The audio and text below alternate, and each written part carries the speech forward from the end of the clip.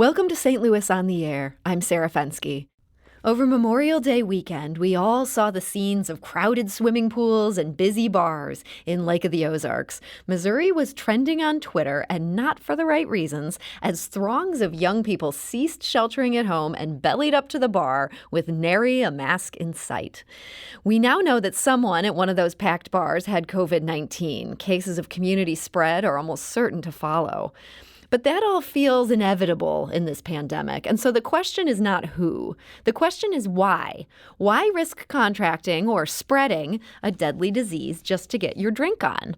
Well, joining us today to share some answers is Heather Mitchell. She is an associate professor of psychology at Webster University, and she specializes in cognitive psychology. Heather Mitchell, welcome to the show. Thanks so much for having me. I really appreciate it. So you say that some of the behavior we saw over Memorial Day weekend can be explained by a concept called cognitive dissonance. What is that? Sure. So cognitive dissonance, it's a state of having inconsistent thoughts or beliefs, especially attitudes. And that inconsistency is troublesome. As human beings, we really want to be consistent. And in fact, one of our really important motivation for us is to maintain that consistency with the way we're thinking, feeling, and behaving. And so whenever we have the dissonance or discomfort that we feel related to those inconsistencies, we really engage in a behavior or type of thinking to try to lessen that dissonance. So tell me, in this case of people who ended up going to these crowded bars or swimming pools, what are the inconsistent beliefs that you see sort of playing a role in that? Sure.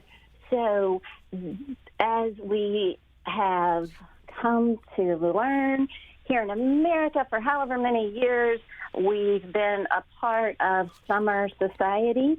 We have we've learned the behavior associated with the unofficial opening of summer. And for many of us, that is what Memorial Day marks, in addition to the other levels of importance that holiday holds. Mm-hmm. But because we've learned it's a time for fun and family and relaxation, we know that behavior associated with Memorial Day. It just so happens that this year Memorial Day was a little different because we're getting mixed messages. Again, the inconsistency that our past experiences with Memorial Day and what we like to do are not lining up with the warnings and dangers that are being shared with us during this pandemic. So we have this idea that, hey, summer's supposed to be fun, Memorial Day, we go out and party. That conflicts with the idea that the coronavirus is scary. So what ends up happening when we find ourselves with these two beliefs that are in clear tension with each other? Sure. So we have to make a decision. How are we going to behave related to these competing perspectives? So we're striving for consistency, and we want to decrease the dissonance. So some may have chosen to follow some of the recommended precautions. So if we think specifically about the example at Lake of the Ozarks, I think there were temperature checks that were conducted. And so some of the precautions were being followed, while I didn't see any social distancing in the picture of the pool. No. So not all of them. So we can make those choices of what parts of the recommendations we are going to adhere to. So we're kind of struggling to find a way to bring harmony in a situation that doesn't lend itself to harmony. Is that a fair summary?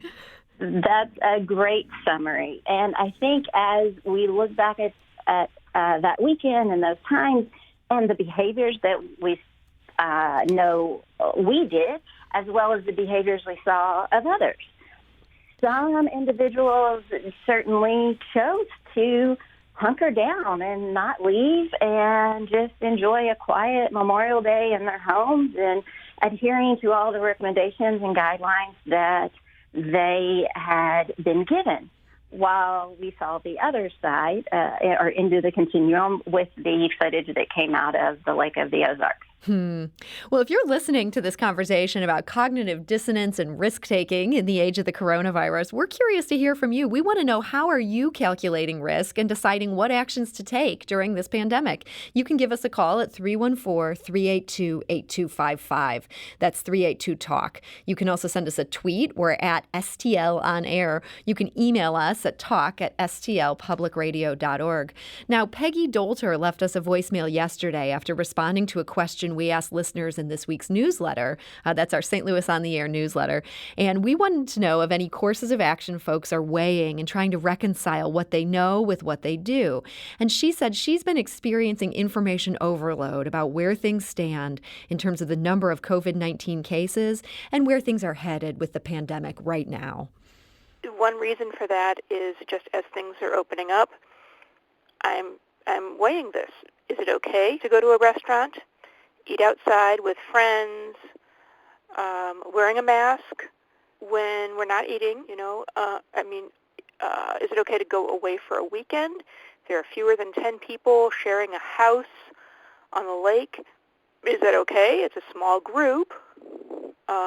We'd be in separate bedrooms. Is that okay? Just things like that are a little hazy now. They're in a gray area now, whereas before it was very simple. No, don't get together. You just don't see your friends, period. And now it's just a little more confusing and nuanced. And that's the sort of thing that is on, I think, probably a lot of people's minds right now. And that is listener Peggy Dolter, who was kind enough to leave us a voicemail describing some of the conflicts that she's seeing. And as she says, things were a lot simpler back when the government was being a lot more heavy-handed with this. Heather Mitchell, can you identify with sort of that gray area that she describes being in right now? Definitely. So the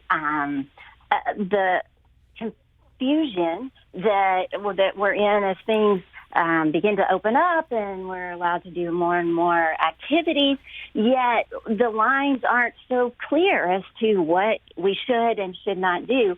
And that drastically increases the level of discomfort or discord we feel because of this cognitive dissonance. We, again, want to be consistent in everything that we do, and we're in a situation where we just really aren't sure we see a clear path as to what is the right thing to do. Mm-hmm. And that's really difficult for us to work through. I want to go to the phone lines. Jerry is calling from O'Fallon, Missouri. Jerry, hi, you're on St. Louis on the Air.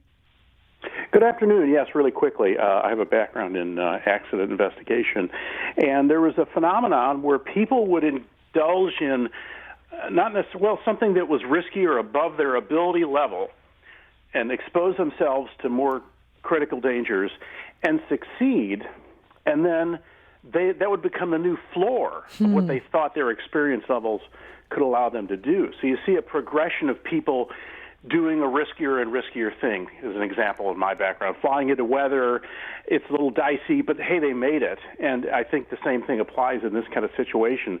At first, everyone's, goes all masked up and, in hazmat garb to go to the grocery store. And, well, you've been doing that for 6 weeks and nothing's happened. And so you slowly begin to drop your guard because you're relying on your immediate experience. And nothing bad has happened so far, right? So it's like, exactly, hey. And that's the phenomenon you can see looking back into serious accidents that people built onto a point where they certainly went far beyond their ability to to comprehend the situation they were getting themselves into. Jerry, that is a fascinating point you're making there, and I love that your knowledge from that job that you did plays into this. And boy, I hope the accident isn't a metaphor for Missouri and the coronavirus, that we might need to check ourselves before we wreck ourselves. And also, when you see other people modeling that behavior, and it doesn't appear that there's a bad outcome. Anyway. So, yeah, that sort of gives you permission to go forward. Hey, that person didn't catch it. Heather Mitchell, thoughts on that? Yes, and in fact, it's during these times there are so many conflicting motivations, and the raising of that ceiling effect, if you will, that as we push the envelope a little more and nothing happens, then we gain courage and we gain the confidence that, oh, I'm fine.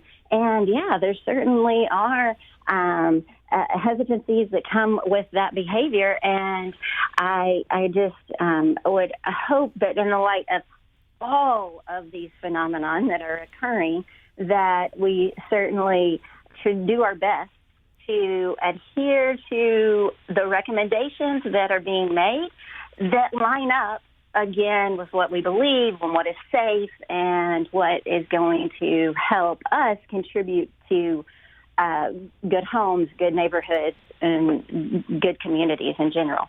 Heather, I thought it was interesting. At St. Louis on the Air yesterday, we posted a poll on Twitter. We also put it up on our private Facebook group, which if you're a fan of the show, you can ask to join our private Facebook group and participate in things like that there. We asked people for the most challenging situation they've had to make a decision about in recent days, whether people felt that tug of war among competing beliefs. By far the most challenging for the people who responded to this poll was whether or not to participate in the protests against police brutality that are taking place. These are obviously bringing together large groups of people. It's going to be very hard to distance when you're in the middle of a march. If a political cause feels like it's a matter of utmost importance, how does that play into this equation of the cognitive dissonance? Sure. So as we are all grappling with this current situation and all of the constraints that are upon us, cognitive dissonance is here. We're feeling the simultaneous constraints of the health and safety recommendations, as well as the compulsion, the feeling that I need to get out and do something because my community, my neighborhood, my world, it's in a time of turmoil, and I want to do whatever I can, again, to try to restore some sense of consistency, and not just consistency, but bettering the situation.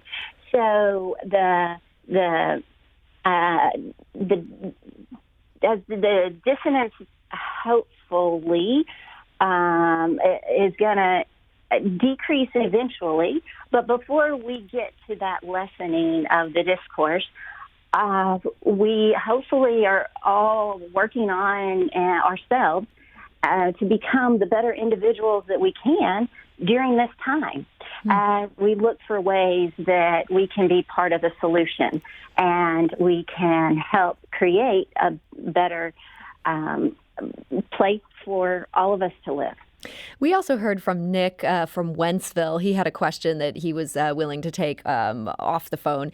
And he asked if it's fair to expect people to measure their own risk. Going back to that idea of the government had all these pretty strict rules. The rules are now gone. Is there too much ignorance out there that we can't be expected to balance our own dissonance? What's your thought on that?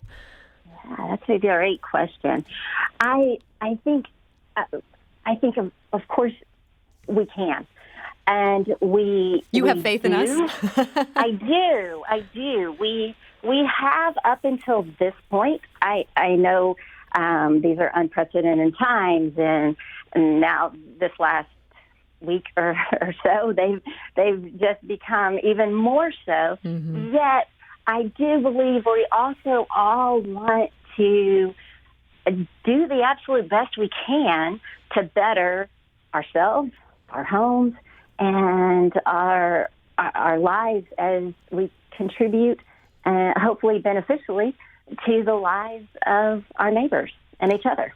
So, Heather, you have some trust in the people out there, and that makes me feel good. I hope you're right about that. I think we're going to see in a couple weeks whether that's warranted for a whole lot of Missouri residents as these restrictions continue to ease. And as we know, the coronavirus is still out there. But it's been fascinating to learn about the psychological underpinnings of these decisions that we're all grappling with on a daily basis. So, Heather Mitchell, Associate Professor of Psychology at Webster University, thank you so much for joining us today. Thank you so much for having me. And for all of you who are trying to decide what to do in these risky situations, man, we're all right there with you. I don't know that anybody knows 100% the right answers. This is St. Louis on the Air on St. Louis Public Radio, 90.7 KWMU.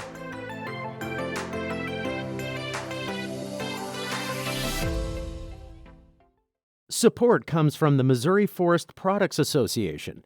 Missouri produces wood pallets, railroad ties, white oak barrels, hardwood floors, and more. Details on the variety of products made in the state are at choosewood.com.